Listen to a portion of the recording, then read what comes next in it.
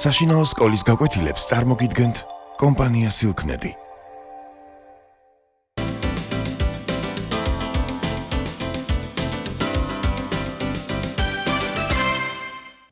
მოგესალმებით. ჩვენი საუბრის თემაა ანა კალანდაძის მშვენიერი ლექსი საქართველო ლამაზო. ანა კალანდაძეს ბევრი ლექსი აქვს სამშობლოსთვის მიძღვნილი. ის გამორჩეული ხმის პატრონია ქართულ პოეზიაში, მშვენიერი პოეტური სახეებით. თავიდანვე მიიქცია ანა კალანდაძემ ყურადღება. მან შემოიტანა სრულად განსხვავებული განცდა და აღქმა სამყაროსი. რა თქმა უნდა, გააგრძელა მან ის ძვირფასი ტრადიცია, რომელიც გადმოეცა მას ჩვენი პოეტებისაგან, მაგრამ მან შეძლო და ახალ სიმაღლეზე აიყვანა ქართული სიტყვა, გამოაბრწყინა მისი შინაგანი ელვარება, გამოათავისუფლა თითქოს სიტყვისაგან ის დაფარული შინაგანი ენერგია, რომელთაც სავსე არის საერთოდ სიტყვა, ოღონდაც უნდა იყო განსაკუთრებული სმენის, ყნოსვის ადამიანი, განსაკუთრებული აღქმა უნდა ჰქონდეს, რომ შეძლო სიტყვა აღიქვა როგორც ცოცხალი და მერე აი ეს ცოცხალი სიტყვები ჩაწერო შენს სtí�ონებში, ჩააქცო, შექმნა რაღაცა ორიგინალური და ლამაზი. მოდით ახლა წაგიკითხავთ ამ ლექსს, რომელსაც ეპიგრაფად წარმზღვარა ანა კალანდაძემ გრიგოლ ორბელიანის ცნობილი სიტყვები სადღეგრძელოდან. როგორც ვიცით, გრიგოლ ორბელიანმა სადღეგრძელოში გაიხსენა ჩვენი სახელოვანი წინაპრები, რომლებმაც მნიშვნელოვანი წვლილი გაიღეს საქართველოს ისტორიის შექმნაში. ესენი არიან მაგალითად მირიან მეფე, რომელმაც გაანათლა საქართველო, რომლის დროსაც საქართველომ ქრისტიანობა მიიღო. ეს არის ერეკლე მეფე, დავით აღმაშენებელი, თამარ მეფე, სხვანი და სხვანი. სადღეგრძელოში საგანგებო ყურადღება ეთმობა თვითონ საქართველოს სიყვარულის წარმოჩენას და იქ არის ასეთი ცნობილი სტრიქონები. სხვა საქართველო სად არის, რომელი კუთხე ქვეყნისა, ერი პურადი გულადი, მებრძოლი თავის ბედისა, შავთა დროთ ვერა შეცვალეს, მის გული ანდამატისა, იგი უმხნე, იგი უმღერალი, მოყვარე თავის მიწისა. და სწორედ აი ეს სტრიქონები აღბეჭდილი ძალიან ღრმად ანა კალანდაძის იმაში თაბეჭდილებაში თუ წარმოსახვაში იქცა უკვე იმპულსად, რომ მას შეექმნა თავისი ლექსი საქართველო ლამაზო. ქარი გიმღერის ნანასა, ზღაპარს გიამბობს ჭადარი, ძეწნამ ალერსით ამავსო, ეჭვებით ნაავადარი, საქართველო ლამაზო, სხვა საქართველო სად არის? ცა ვარსკვლავებით ინთება, ცა არც არისი სად არის, მთვარე რომ ამობრწყინდება, გული გაფრენად მზად არის, დიდება, შენი დიდება, სხვა საქართველო სად არის? მინდვრები, ქართლის მინდვრები, ქედები მხარგაშლილები, მთაში ტყე დანაბინდები, ტყეში ქორბუ და ირმები, ბარად შრიალებს ჭადარი, მზესუმღერიან ჩიტები, მხარევ მოსილო დიდებით, სხვა საქართველო სად არის? ლურჯი ბალახი, ხარამდი, წერი გოგმანობს ბალახში, თეთნულზე მზე და ბადახში, სხვა საქართველო ვინ ნახა, სხვა საქართველო სად არის? როს ვარსკვლავები ხმაურით აინთებიან ცათანი, კლდეს მოაწყდება ზღვაური, მეშვიდე ცაზე ატანილს, კლდეებში ჯიხვი დაფრთხება, გორში იტირებს ატამი, ყაყაჩოს გვერდს ვერაული, სხვა საქართველო სად არის? აქ დაიბადა სულიკო, მზისკენ გაფრინდა მერანი, და თუნდაც გადმოსულიყო მტერი შმაგი და ვერანი, მარჯვენს მოსჭრიდა ალუდა, სით გაუშვებდა ლელაი, აქ დაიბადა სულიკო, მზისკენ გაფრინდა მერანი, თათ ორბის ფრთები მოისხეს, ცაში ასულა ძერაი, დაბლა შრიალებს მოლისებრ, ყანაი გაუყელავი, ფიქრს დაუღლია ონისე, ბახტრიონს მიდის ლელაი, თათ ორბის ფრთები მოისხეს, ცაში ასულა ძერაი, ქარი გიმღერის ნანასა, ზღაპარს გიამბობს ჭადარი, ძეწნამ ალერსით ამავსო, ეჭვებით ნაავადარი, საქართველო ლამაზო, სხვა საქართველო სად არის? სიმღერით წარმოითქმის მთელი ლექსი. პოეტი ეფერება სამშობლოს მთაველებს, გორებს, ზეცას და უნდა რომ გულიდან სტრიქონებად გამოიტანოს ის დიდი სიყვარული, რომელსაც მის გულს ვეღარ დაუტევია. ბევრი ლექსი შეიძლება გაგვახსენდეს ქართული პოეზიიდან, რომლებიც ამგვარი სიყვარულით არის სავსე, რომლებიც პოეტები საქართველოს ეფერებიან, ეალერსებიან, მაგალითად ილია ჭავჭავაძის ჩემო კარგო ქვეყანაო, ხომ გახსოვთ, ჩემო კარგო ქვეყანაო, რაზედ მოგიწყენია, ჩემო თვალის სინათლეო, ასე უბნება და აიმედებს საწყალ, დაჩაგრულ, დაბეჭავებულ, უნუგეშო სამშობლოს, რომ მომავალი აუცილებლად უკეთესი ექნება. ანა კალანდაძემ, რა თქმა უნდა, შესანიშნავად იცის საქართველოს ისტორია, საქართველოს წარსული, მას არაერთი ლექსი აქვს მიძღვნილი ჩვენი ძვირფასი წინაპრებისათვის. მაგალითად რომ გავიხსენოთ ფეხი დამადგით, რომელშიც დავით აღმაშენებლის სახე გამოიკვეთება შესანიშნავად. ან კიდევ როგორც თამბეჭდავად აგვიწერს საქართველოს გაქრისტიანებას წმინდა ნინოს მიერ და სხვა და სხვა.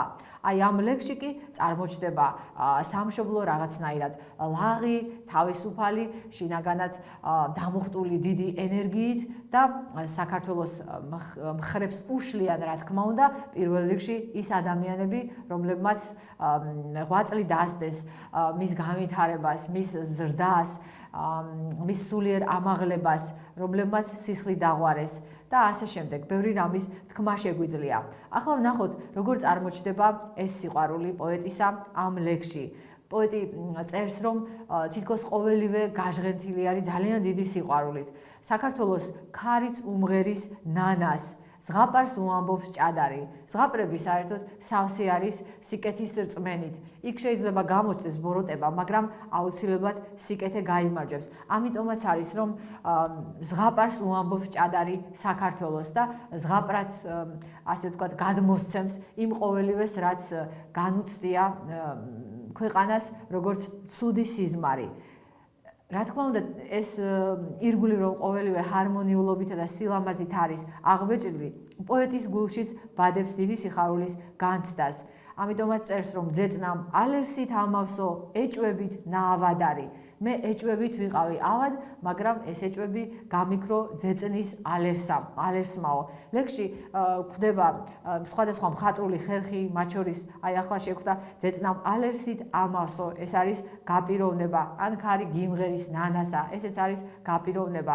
როგორც გახსოვთ, გაპიროვნება არის მხატვრული ხერხი, როდესაც ესე იგი ბუნება არის გასულიერებული, გაპიროვნებული არის ან ბუნება, ან ნებისმიერი რამ და აქაც ქარი მღერის ადამიანს შეუძლია, ხო, სიმღერა ამ შემთხვევაში ქარი მღერის გაპიროვნება არის, ძეწნამ ალერსით ამავსო, ეჭვებით ნაავადარი. რაც მთავარია, ბუნებას აქვს ძალიან დიდი ძალა. მას შეუძლია, რომ ადამიანი იხსნას უნუგეშობისაგან, გაუქარწყოს მას ტკივილი, გაუნელოს დარდი, რომელიც შეიძლება მის გულში ყინულივით იყოს ჩამდგარი. და ამიტომაც პოეტი ივსება საოცარი რწმენით და საოცარი სიამაყის გრძნობით, რაც მთავარია და ამბობს, რომ სხვა საქართველო სად არის.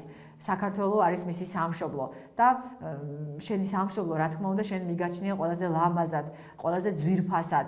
რაფიელ ერისთავი რომ გავიხსენოთ სამშობლო ხელსურისა, იმ ლექსში არის ძალიან ცნობილი სტრიქონები, რომლებიც ყველა ქართველმა ალბათ ბავშვობიდანვე იცის და თქვენს გემახსოვრებად. არ გავცლი სალსა კლდეებსა უკვდავების სახეზე და არ გავცლი მე ჩემს სამშობლოს სხვა ქვეყნის სამოთხეზე და ესე იგი შენი სამშობლო არის შენთვის სამოთხე, რომელიც არაფერზე არ გაიცვლება და ამიტომაც ანა კალანდაძესაც ამ ლექსში უჩნდება სწორედ ასეთი განცდა, ასეთ განცდას წარმოაჩენს ამ ლექსში, რომ სხვა საქართველო არსად არ შეიძლება იყოს, იმიტომ რომ ეს საქართველო იქმნება სწორედ შენი სიყვარულით. შენ სიყვარულში ცოცხლდება შენი საქართველო. სხვა ქვეყანა, სხვა ქვეყნის შვილებს უყვართ. ეს არ ნიშნავს, რომ ამგვარი დამოკიდებულებით შენი ქვეყნის მიმართ სხვის გრძნობას ან სხვის სიამაყეს ამცირებ.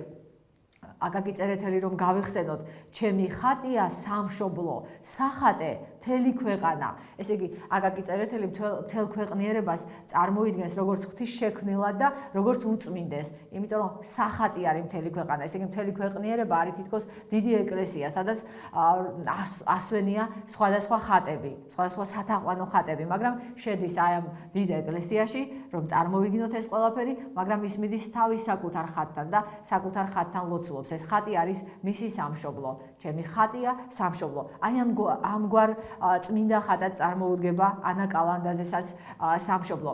და რომ კონდეს განცდა ასეთი, რომ სხვა საქართველოს სად არის, რა თქმა უნდა, ძალიან კარგად უნდა იცოდე საქართველოს ისტორია, ქართული კულტურა უნდა იცოდე, ქართული ენა უნდა გესმოდეს ძირფესვიანად და რა თქმა უნდა, ამ ყოველივეს დამფასებელი უნდა იყო და უნდა ქონდეს შეგრძნება, რომ ეს აუცილებლად არის დასაცავი და გასაფრთხილებელი და საპატრონო. იმიტომ რომ წინაპრებმა ძალიან დიდი გარჯის ფასად, სისხლის დაურის ფასად გადმოგვცეს ჩვენ სამშობლო, საქართველო, რომელსაც სწორედ აი ესე განვიცდით, რომ სხვა საქართველო არსად არ არის და ასეთი განცდა არის, რა თქმა უნდა, ბუნებრივი, როგორც გითხარით. და ანა კალანდაძე ცდილობს, რომ დაგვიხატოს საქართველოს სილამაზე, ერთხელ კიდევ შეგვაგრძნობინოს და დაგვანახოს, ცოტა სხვანაირად განგვაცდევინოს საქართველოს მთებისა და ველების სილამაზე, ამ ლურჯი ჰაერის სურნელი, ხო?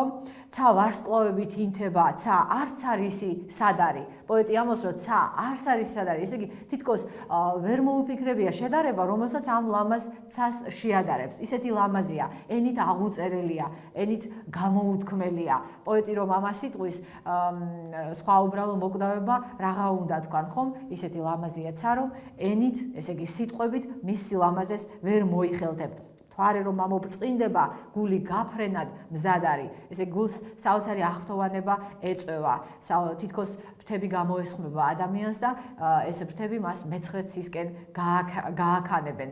აი ესეთი მატერიალური არაფერი თითქოს აღარ რჩება. ან კიდე ყოველივე მატერიალური თითქოს მსუბუქდება და ყველაფერი მიისწრაფვის ზეცისაკენ. ყოველივე არის საოცარი სინათლით მოცული და ეს იმიტომ წეღანას გითხარით, რომ პოეტის სიყვარულიანი მზერა მიებჯინება ყოველივეს და სიყვარული აკეთილშობილებს და სიყვარული განწმეც ყოველივეს. პოეტი გვიხატავს ქართლის მინდვრებს, მხარგაშლილ ქედებს, მეტაფორულად არის ხო წარმოჩენილი, როგორი ამაყები არიან ეს ქედები, მხარგაშლილებით განან. მთაში ტყი არის დაბინდული, ხშირია ტყე და ეს იწვევს, რა თქმა უნდა, ბინდის განცდას. ტყეში ქორბუდაირმები არიან, ბარად შრიალებს ჭადარი, ყოველივე ერთმანეთს ჰარმონიულად ერწყმის და ეთანხმება. სიცოცხლე მთელი თავისი ბრწყინვალებითა და მშვენიერებით წარმოდგება მკითხველის წინაშე და პოეტს სწორედ ეს უნდა, რომ ლექსის კითხვისას სწორედ ეს განიცადოს მკითხველმა. რა მშვენიერია სიცოცხლე, რა ბედნიერებაა, რომ ჩვენ ავართ ცოცხლები და რა თქმა უნდა, რა კარგია, რომ ჩვენ დავიბადეთ საქართველოში და საქართველოში ამ ლამაზ ქვეყანაში ვცხოვრობთ, ქვეყანაში, რომელიც 64-ს ედარება.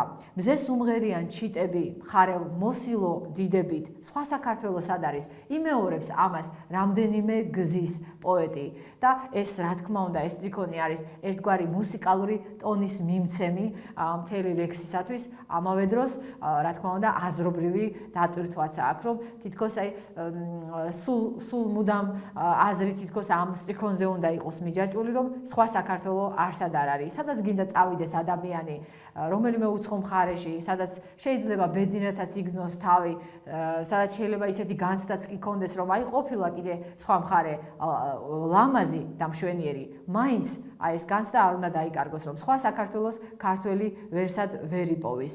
ჩვენ არაერთი მაგალითი შეგვიძლია ამისა მოვიყვანოთ, როდესაც ქართველები საშინელი საოცარი ნოსტალგიით შეპყრობილნი იტანჯებიან და ცდილობენ, რომ საქართველოში ცოცხლები თუ არა მკვდრები მაინც დაბრუნდნენ. ამაში გულისხმობ იმას, რომ მათი ცხედრები მაინც მიებაროს მშობლიურ მიწას.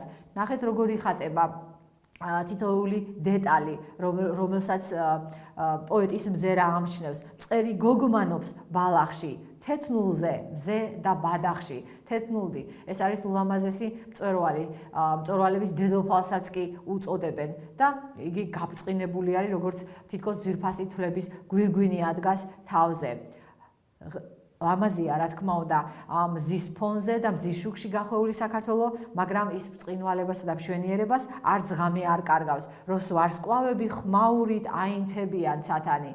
აი ეს საოცარი მუსიკა ესმის თითქოს ზეციდან. აი ეს ხმაური სწორედ ამ მუსიკალურობის განცდას ბადებს. ჩვენ ვიცით, რომ სამყაროში არის უჩინარი მუსიკა, რომელსაც განსაკუთრებული სმენის ადამიანები შეიგრძნობენ და ამ მუსიკას თითქოს პლანეტები მოძრაობისას გადმოსცემენ და პოეტებს შეუძლიათ, რომ აი ეს ხმოვანება რაღაცნაირად მოიხელთონ თავიანთ პოეზიაში და აი ეს კოსმიური მუსიკა შემოიჭრება თითქოს ლექსში, როდესაც ამბობს, რომ პოეტი რომ ვარსკვლავები ხმაურით აინთებიან. კლდეს მოაწყდება ზღვაური მეშვიდე ცაზე ატანილს.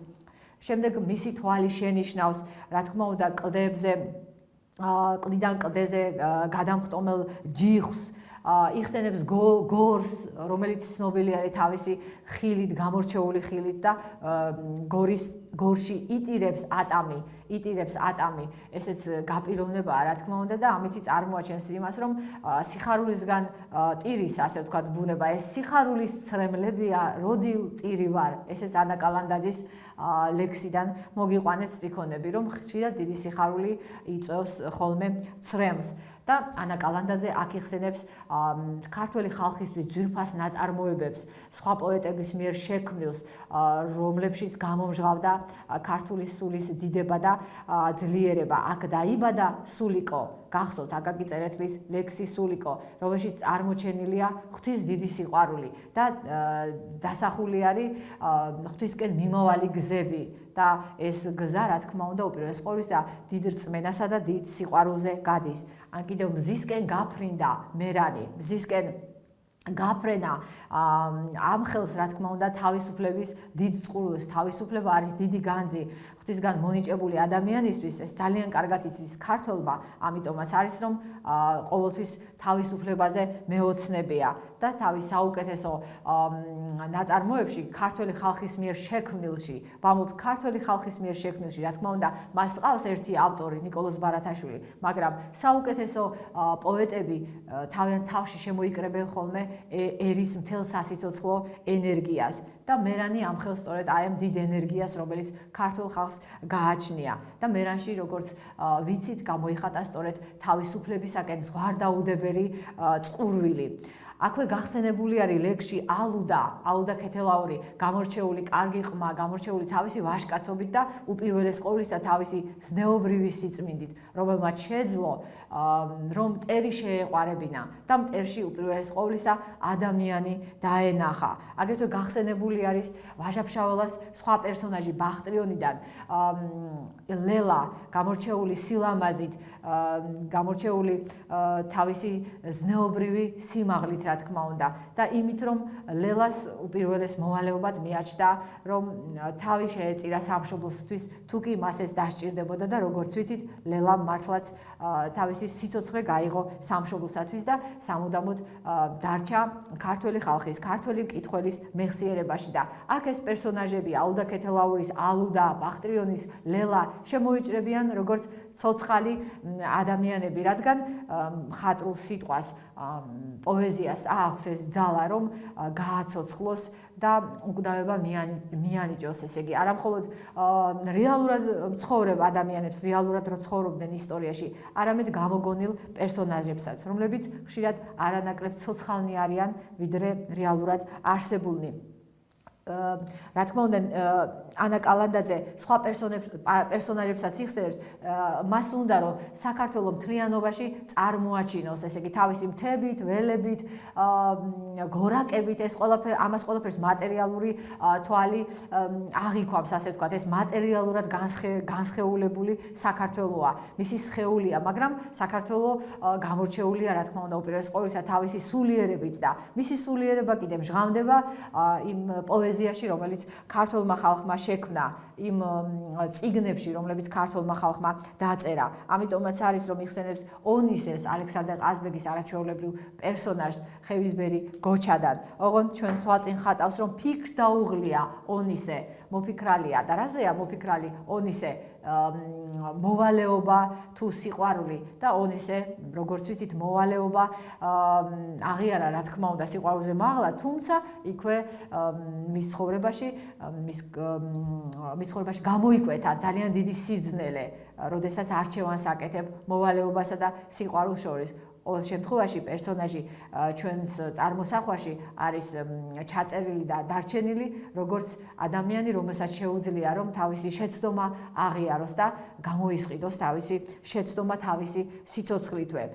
მთად ორბის ფრთები მოისხეს საში ასულა ძერაი, როდესაც ამ სტრიქონებს ვკითხულობთ, თითქოს ჩვენი სულიც, ჩვენი ფიქრი, ჩვენი მზერა, ჩვენი გონების თვალი ამ არაჩვეულებრივ ფრინველებთან ერთად ზეცისაკენ მიესწრაფვის, ზეცისკენ მიდიან ჩვენი ფიქრები და ყოველგვარი ეჭვებისაგან განვიძარცვებით ჩვენს, ყოველგვარი დარდი და შფოთი გულიდან გადაგვივარდება და გვაქვს მხოლოდ და მხოლოდ ერთი განცდა, რომ ჩვენ ღმერთმა მოგცა ძალიან ლამაზი ქვეყანა, რომელსაც უნდა აი ასე მოვეფეროთ ხოლმე. საქართველო ლამაზო, სხვა საქართველო სად არის? გმადლობთ ყურადღებისათვის.